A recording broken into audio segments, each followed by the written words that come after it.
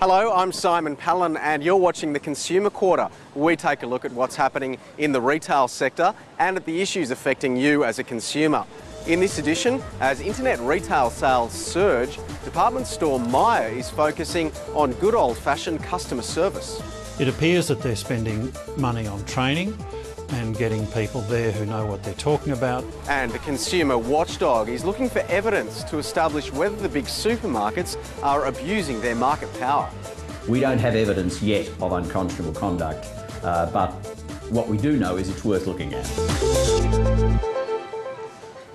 But first, retailers are stepping up their campaign to urge the federal government to close a GST loophole for imported goods bought on the internet. It comes after new research predicting more than 100,000 jobs will bleed from the retail sector over 3 years because of the fierce competition posed by internet retailers. Online shopping only accounts for 4% of total retail sales in Australia, but it is rising fast. Currently, tax exemptions apply to goods bought from overseas shopping websites worth less than $1,000. Retailers say removing the exemptions would see less spending at foreign online retailers and add jobs in the domestic online sector. A lot of my peers have actually closed down. I do know of at least 6. It's a long-term issue that we're not looking at because online retail is growing at an exponential, it's exponentially going up, and it's like a tsunami. Harvey Norman's Jerry Harvey has been the most outspoken advocate of closing the $1,000 tax-free threshold for imported goods. I've talked to Liberal politicians, I've talked to Labor politicians and some others. And I can honestly say I've never been helped by a politician yet, ever. That if I have, I've forgotten about it. And plenty of times I've talked to them, but it's just a waste of time. That's Jerry Harvey there. And the federal government says it has no plans to close the loophole because it would be too expensive.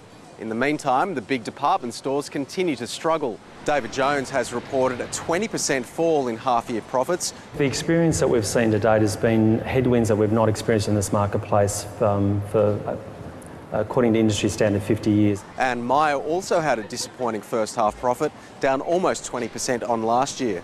The 1950s was the golden age for Myer, and now it's trying to revive its popularity with good old-fashioned customer service.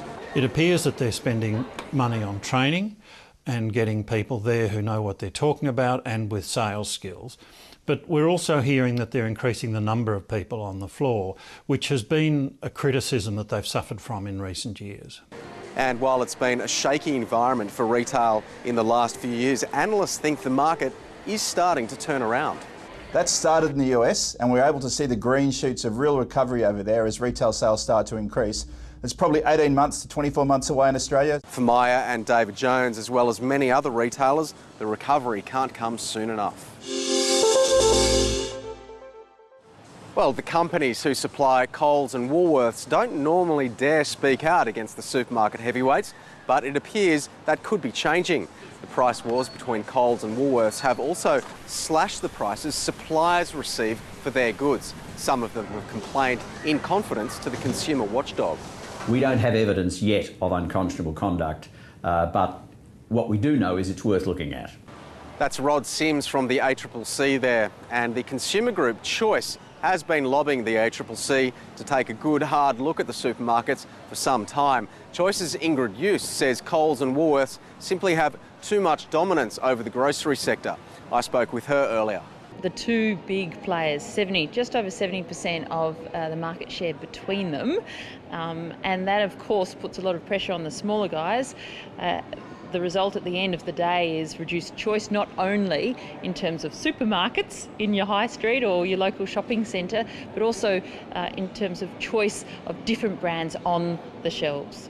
But some analysts say that despite the decreases in choices, the power of the big supermarkets does result in better prices for consumers. Well, we do know, and consumers have certainly been enjoying some cheap staples, the loss leader items, your cheap bread or your $1 milk, for example.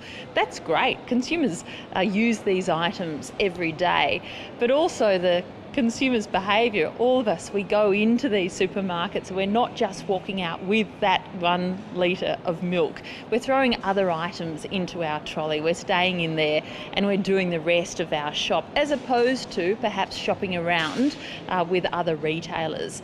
And many of those products that we're losing off the shelves come at the expense of the supermarket's own private label brands. What sort of consumer reaction is there to those? Do consumers mind those home brands or generic brands? This is an interesting question on its own. Choice, over the years, we've done taste tests of the home brand, the supermarket private label brand versus the branded products. In many instances across your regular pantry items, we haven't found a great deal of difference in the taste or the ingredients listed there. What we do hear from consumers is that it's personal preference on those things. And some of those products are so similar that they look the same. In fact, they're mimicking, the supermarkets are mimicking the packaging of some of the most successful branded goods. In fact, the Food and Grocery Council wants to see an end of that. Do you think that's likely? Oh, you know, when I was growing up, you would see the black and gold home brand or supermarket brand. You might see the red and white or the black and white, but no longer. When you push that trolley down the aisle, sometimes it's hard to tell the difference between, one box of cereal that is a branded product and a supermarket branded product. Manufacturers, the supermarkets know that labels and packaging really sells their product. So we're starting to see close associations between similar products in terms of their packaging on the shelves. Okay, Ingrid Eustrom Choice, thank you. Thank you. Well, a couple of years ago, consumers first got used to paying $2 to access their money from a foreign ATM. Now, independent cash machine operators have lifted fees to $2.50. And I thought it was high enough when it was $2. That's way above the actual physical cost of running, money through a machine, obviously. And we are worried that the banks will now follow suit, that this has happened from the independent operators.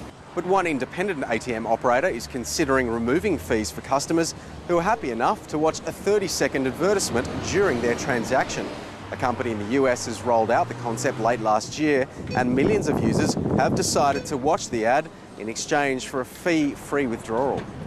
They may seem young and reckless, but when it comes to cutting spending, it seems no group has learned more from the global financial crisis than Generation Y.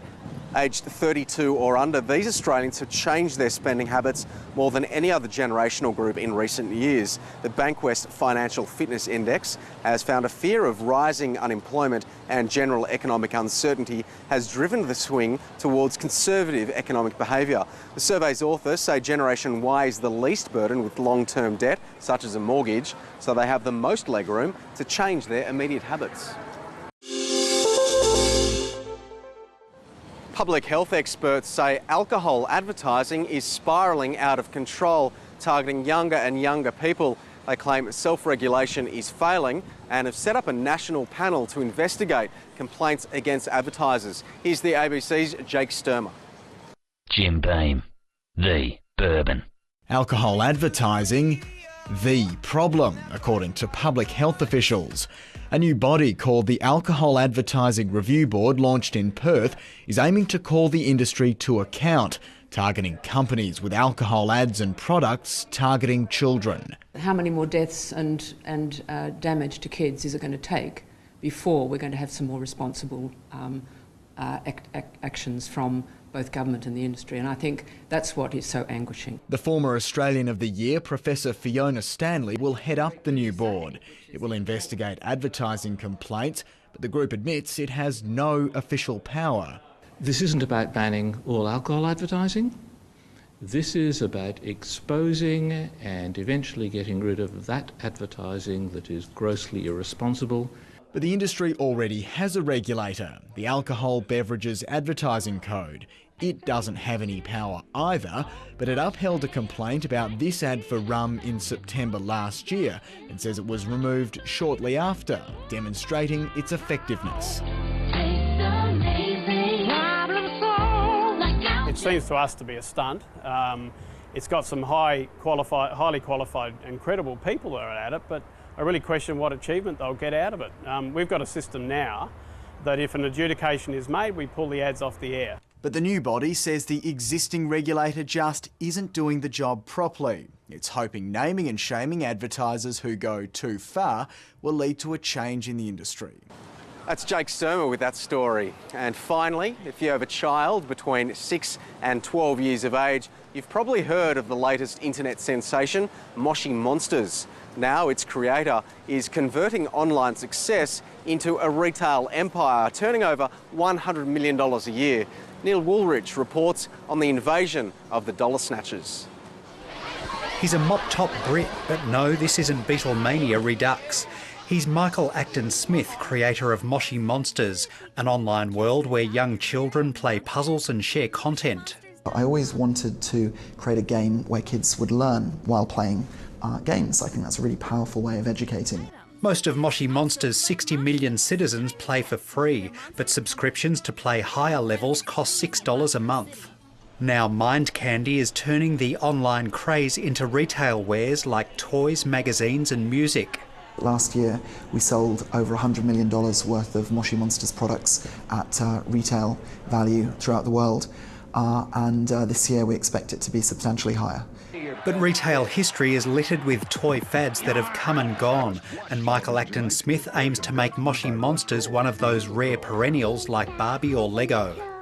And I think one of the key things these brands do is they refresh them. They constantly add new content and characters and features and story. And this is something we're spending a lot of time doing with Moshi Monsters. Now, the successful game developers look at the gaming model backwards. They don't look at monetizing the consumer up front.